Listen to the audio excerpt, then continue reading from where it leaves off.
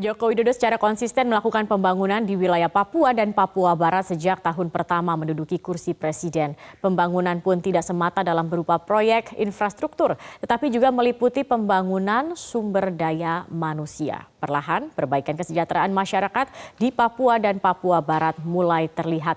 Dan berikut rekan kami akan memaparkan sejumlah data dan fakta terkait. Ade Mulia, silahkan dengan pemaparannya. Baik, terima kasih Zaki Arfan dan pemirsa. Berikut adalah sejumlah proyek infrastruktur atau mega infrastruktur yang ada dan juga dibangun di Papua. Kami hanya meng-highlight beberapa, di antara yang pertama adalah jembatan ikonik Jembatan Holtecam. Jembatan berwarna merah ini merupakan jembatan lengkung baja pertama di Indonesia yang dibuat di Surabaya, lalu kemudian dibawa ke Teluk Yotefa, yaitu teluk yang ada di kawasan di Jayapura, lalu dirakit di sana. Dan jembatan lengkung baja pertama ini adalah jembatan yang menghubungkan antara Jayapura dengan Sekau. Sekau adalah perbatasan antara Papua Nugini dan Indonesia yang saat ini dibangun sangat megah jika dibandingkan dengan tahun-tahun sebelumnya. Maka perubahan signifikan bisa kita lihat secara kasat mata. Dan ini menjadi destinasi wisata yang sangat-sangat ramai saat ini karena banyak sekali turis dari Papua Nugini yang melintas ke Jayapura untuk berbelanja. Mereka berwisata terlebih dahulu di perbatasan itu.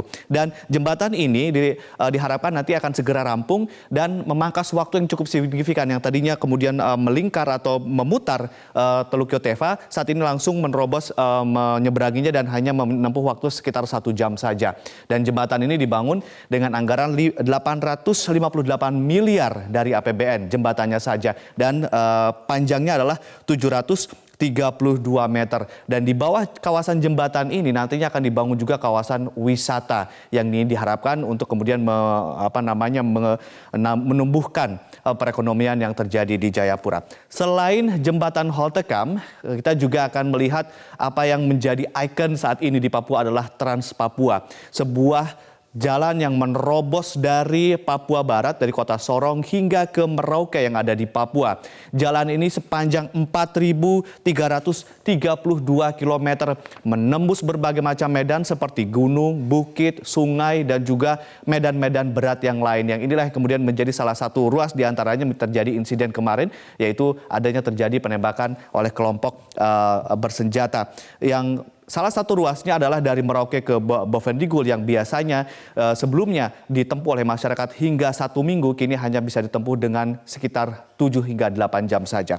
Selain tol, maksud kami Trans Papua, kita juga akan melihat berbagai macam proyek lainnya seperti elektrifikasi, karena ada 3 proyek gardu dengan kekuatan tegangan listrik besar. Di antaranya adalah proyek gardu di Jayapura dan juga Holtecam, di mana tahun ini akan segera beroperasi proyek gardu listrik dengan kekuatan paling besar di Papua, yaitu berkapasitas 150 kV.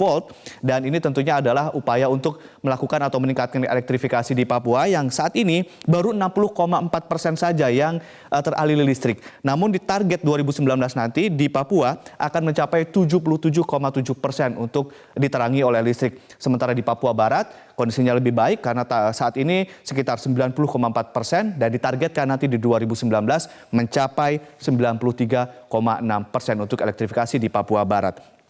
Dan sejumlah data selain infrastruktur fisik, pembangunan juga terjadi di Papua tentunya untuk pembangunan manusia. Kita akan lihat untuk pembangunan manusia di Papua, presentasi penduduk miskin Papua dan juga Papua Barat. Di tahun 2015 ada 28,4% masyarakat miskin di Papua dan Papua Barat. Di tahun 2016 kondisinya stagnan, lalu di tahun 2017 mengalami penurunan 27,76%. Artinya meskipun cukup tipis, ini adalah sebuah kemajuan karena mengingat medan Papua yang begitu berat, tingkat kemiskinan bisa ditekan. Kita akan lihat data berikutnya mengenai indikator atau maksud kami adalah peningkatan pendapatan per kapita tanpa tambang. Ini di luar dari tambang yang ada di Papua. Di 2013 yaitu 24,6 juta per tahun, itu pendapatan masyarakat per kapitanya. Di 2017 meningkat tajam menjadi 37,52 juta per tahun. Itu pendapatan masyarakat Papua dan Papua Barat di 2017. Selain itu kita juga ingin melihat indeks pembangunan manusia, sebuah indeks yang kemudian terdiri dari indikator seperti kesehatan, pendidikan, lalu kemudian juga angka kematian ibu dan anak. Ini indeks atau IPM memang masih dalam rentang sangat rendah karena di bawah skor 60. Namun dari 2015 hingga 2017 indeks pembangunan manusia begitu mengalami peningkatan yang tajam. Dari 2015 hanya 57,25 poin menjadi 2017 menjadi 59,09 poin. Nah, bagaimana pendapatan, maksud kami penurunan tingkat pengangguran terbuka di Papua dan juga Papua Barat. Ini juga menjadi masalah yang sangat krusial, di mana penurunan tingkat pengangguran terbuka di 2013 3,23%, 2018 menurun cukup signifikan menjadi 2,91%.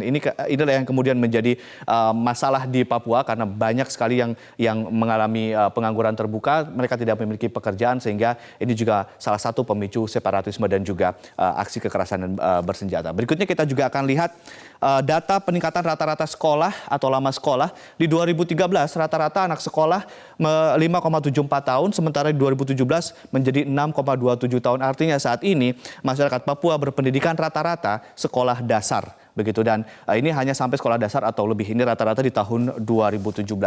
Dan juga tentunya masyarakat Papua berharap bahwa, saya ingin mengkuat bahwa Papua itu tidak hanya harus digelontori uang, tetapi mereka juga harus diberikan kasih sayang.